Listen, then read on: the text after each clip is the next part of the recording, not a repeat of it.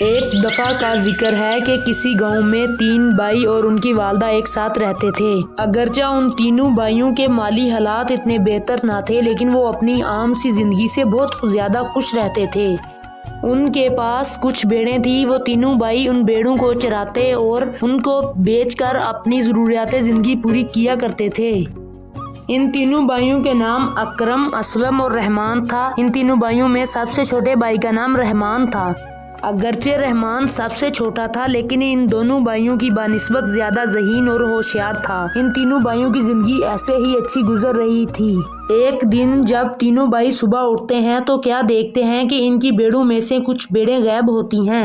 اس طرح تینوں بھائی سوچ میں پڑ جاتے ہیں کہ ان کی بھیڑیں گئیں تو گئیں کہاں۔ تو ان میں سے رحمان کہتا ہے، اسلم، کیا تم نے کل بھیڑوں کو صحیح طریقے سے جنگلے میں بند نہیں کیا تھا؟ کچھ بھیڑیں کم ہیں، کیا وہ جہاں سے بھاگ گئی ہیں؟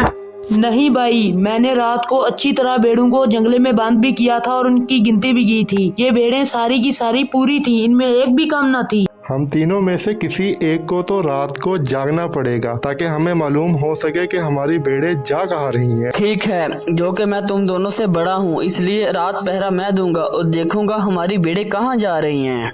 جو ہی رات کا اندھیرا چھانے لگتا ہے، اکرم اپنے گھر کے باہر بھیڑوں کے جنگلے کے باہر ایک سائیڈ پر چارپائی پر بیٹھ جاتا ہے۔ چونکہ سردی زیادہ ہوتی ہے، اس لیے وہ اپنے اوپر ایک کمبل اوڑھ لیتا ہے۔ جیسے جیسے وقت گزرتا ہے، اندھیرا بڑھتا جاتا رہتا ہے۔ تبھی اکرم دیکھتا ہے کہ 3 سے 4 گھوڑوں پر کچھ ڈاکو اس کی بھیڑوں کے جنگلے کی جانب آ رہے ہیں۔ اکرم اس صورتحال کو دیکھ کر تھوڑا گھبرا جاتا ہے اور بیٹھا اس منظر کو دیکھ رہا ہوتا ہے۔ وہ تمام ڈاکو آ کر بھیڑوں کے جنگلوں کے پاس کھڑے ہو جاتے ہیں۔ ان میں سے ان کا سردار بولتا ہے، آج پھر ان میں سے کوئی اچھی سی 3-4 بھیڑیں اٹھا لو، آج کھانے کا انتظام ہو گیا ہے۔ ہا ہا ہا ہا ہا۔ یہ منظر دیکھ کر اکرم سے رہا نہیں جاتا۔ وہ اٹھ کر ڈاکوؤں کے سردار سے کہتا ہے، خبردار، جو تم نے ایک بھی بھیڑ کو یہاں سے لے جانے کی کوشش کی، یہ میری اور میرے بھائیوں کی بھیڑیں ہیں جن کو ہم محنت سے پالتے ہیں۔ یہی ہمارا ذریعہ معاش ہے۔ تم ہم سے ہمارا ذریعہ معاش ایسے نہیں چھین سکتے۔ تمہاری بہتری اسی میں ہے کہ تم چپ چاپ یہاں سے چلے جاؤ، ورنہ تمہارا انجام ٹھیک نہیں ہوگا۔ اکرم ڈاکوؤں کی بات نہ مانتے ہوئے ڈٹا رہتا ہے اور ان سے مقابلہ کرنے کی کوشش کرتا ہے۔ ڈاکو غصے میں آ کر اپنے چیلوں سے کہتا ہے، اٹھا لو اس بدبخت کو، یہ بھی تو ہمارے کام آئے گا گھر میں صاف صفائی کرنے کے لیے، یہ سب سے بہترین ہے ہمارے لیے۔ 2 ڈاکو اکرم کو باندھ لیتے ہیں اور زبردستی اپنے گھوڑوں پر سوار کر کے اپنے ساتھ لے جاتے ہیں۔ ڈاکو اکرم کو ایک گمنام جگہ پر لے جاتے ہیں جہاں سے واپسی آنا کسی انجان شخص کے لیے بالکل ناممکن تھا۔ یہ ہمارا اڈا ہے، یہاں پر وہی کرنا ہوگا جو ہم کہیں گے۔ گھر کے سارے کام تم کرو گے، ہمارے لیے کھانا بھی تم تیار کرو گے اور گھوڑے کو چارہ کھلوانے کے لیے پہاڑی پر لے کر تم جاؤ گے۔ اگلی صبح جب ڈاکو باہر جانے لگتے ہیں تو اکرم کو کہتے ہیں، ابھی ہم ایک اور جگہ پر جا رہے ہیں کسی کام سے، تم گھر کے سارے کام تب تک ختم کر لینا، گھر کی صاف صفائی مکمل کر لینا اور ہمارے لیے اچھا سا کھانا بھی تیار کر کے رکھنا اور گھوڑے کو چارہ کھلوانے کے لیے پہاڑی پر لے کر جاؤ گے۔ اگر تم نے ایسا نہ کیا تو یہ تمہارے لیے بالکل ٹھیک نہیں ہوگا۔ ڈاکوؤں کے جانے کے بعد اکرم گھر کے سارے کام مکمل کرتا ہے۔ گھوڑوں کو بھی گھاس چروانے کے لیے پہاڑی پر لے جاتا ہے، لیکن اس کو کھانا بنانا نہیں آتا اور وہ کھانا بنائے بغیر بیٹھ جاتا ہے۔ شام کو جب ڈاکو واپس آتے ہیں تو گھر کو صاف ستھرا دیکھ کر وہ خوش ہو جاتے ہیں، مگر جب وہ کھانے کے بارے میں دریافت کرتے ہیں تو کھانا نہیں بنا ہوا ہوتا۔ تو ڈاکو غصے میں آ کر اکرم کو زد و کوب کر کے ایک کال کوٹری میں بند کر دیتے ہیں۔ دوسری جانب دونوں بھائی اکرم کے لیے پریشان ہوتے ہیں کہ اکرم گیا تو آخر گیا کہاں۔ اسلم بولتا ہے، میں کل خود بھیڑوں کی رکھوالی کے لیے بیٹھوں گا اور پتہ کروں گا کہ اسلم کے ساتھ کیا ہوا تھا، آخر ہماری بھیڑیں اور ہمارا بھائی گیا کہاں۔ اگلی رات اسلم ایک کمبل میں لپٹا بھیڑوں کے جنگلے کے پاس بیٹھا انتظار کرنے لگ جاتا ہے۔ تبھی وہیں ڈاکو دوبارہ سے کچھ بھیڑیں لینے کے لیے جنگلے کے پاس آتے ہیں۔ اسلم ان کو روکنے کی کوشش کرتا ہے، تم نے میرے بھائی کے ساتھ کیا کیا ہے؟ مجھے جلدی بتاؤ اور مجھے میرا بھائی ہر قیمت پر واپس چاہیے، اور خبردار اگر تم نے اب ہماری بھیڑوں کو ہاتھ بھی لگایا تو۔ ڈاکوؤں کے ساتھ اس طرح بات کرنے پر ڈاکو شدید غصے میں آ جاتا ہے اور وہ اپنے چیلے سے کہتا ہے، پکڑ لو اس کو، یہ بھی ہمارے کام کا بندہ ہے، اس کو بھی ساتھ لے کر جاتے ہیں، آ جا تجھے تمہارے بھائی کے پاس لے کر جائیں۔ डाकू असलम को बांधकर घोड़े पर अपने साथ ले जाते हैं। डाकू असलम को भी कहता है, तुमने सारे घर के काम करने हैं और हमारे लिए खाना तैयार करना है। और खुद वो किसी नई जगह पर डाका डालने चले जाते हैं। असलम चूंकि घर के काम कर सकता था तो उसने घर के सारे काम मुकम्मल किए, साफ सफाई मुकम्मल की, मगर वो भी खाना बनाना नहीं जानता था। अगरचे इसने खाना तो बनाया मगर खाना बद जायका था। डाकुओं की वापसी पर जब डाकुओं ने खाना खाया तो खाना बद जायका होने की वजह से डाकू फिर गुस्से में आ गए और इसने असलम को जदोकोफ करके काल कोठरी में डाल दिया।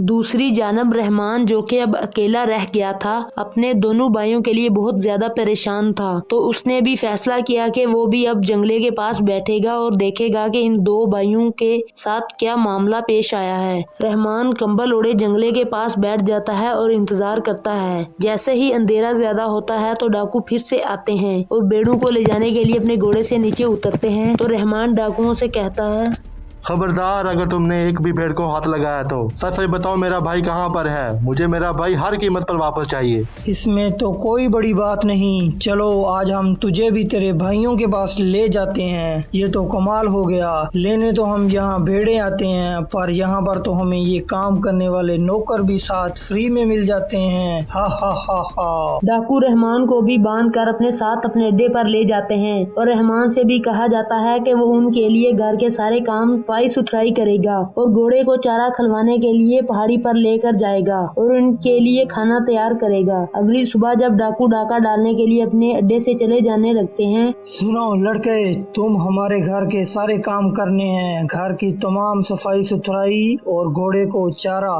खिलवाने के लिए पहाड़ी पर लेकर जाओगे और तुम्हारी जिम्मेदारी है कि तुम हमारे लिए अच्छा सा खाना भी तैयार करोगे और अगर तुमने ऐसा ना किया तो ये तुम्हारे लिए बिल्कुल ठीक ना होगा।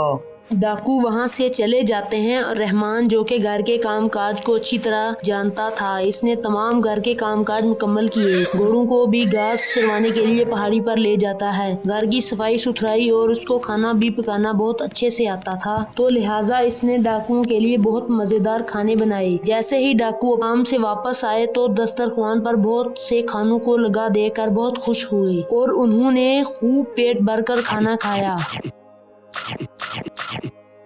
तुमने बहुत अच्छा काम किया है, तुमने आज हमारा दिल खुश कर दिया। घर के सारे काम भी मुकम्मल किए और हमारे लिए खाना भी बहुत मजेदार तैयार किया तुमने।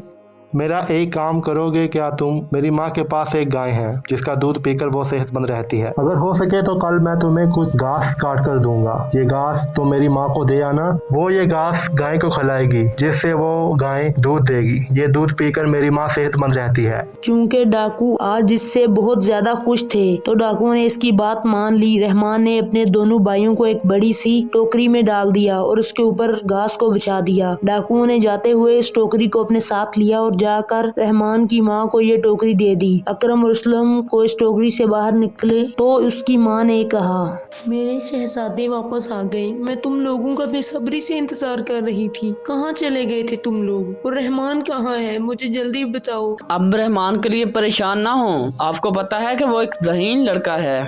दूसरी जानब कुछ दिन गुजरने के बाद रहमान ने डाकुओं से कहा, यहाँ की घास बहुत अच्छी है, कल मैं आपको मजीद घास काट कर दूंगा। अगर हो सके तो ये घास भी मेरी माँ के पास छोड़ देना। चूंकि मैंने घोड़े को चरवाने के लिए पहाड़ी पर जाना है तो ये घास मैं दरवाजे के पास रख दूंगा। तुम ये घास उठाकर मेरी माँ के पास छोड़ देना। सुबह रहमान अपने आप को एक टोकरी में डाल देता है और अपने ऊपर घास को रख देता है, जिसको डाकू घास समझकर इस टोकरी को उठाकर अपने घोड़े पर रख देते हैं और इसको उसकी माँ के पास छोड़ने चले जाते हैं। जब डाकू उस घास वाली टोकरी को जंगले के पास रखकर वापस जाने लगते हैं, इस गड्ढे में गिर जाते हैं जो कि अकरम और असलम ने वहां पर खोदा हुआ था। अकरम और असलम ने भाग कर इस गड्ढे में खोलता हुआ गर्म पानी डाल दिया, जिसकी वजह से सारे डाकू इसी वक्त जान भाग खो गए। रहमान टोकरी से बाहर निकलकर अपनी माँ से मिला और अपने दोनों भाइयों से मिला। फिर वो तीनों भाई और उनकी माँ खुशी खुशी रहने लगे।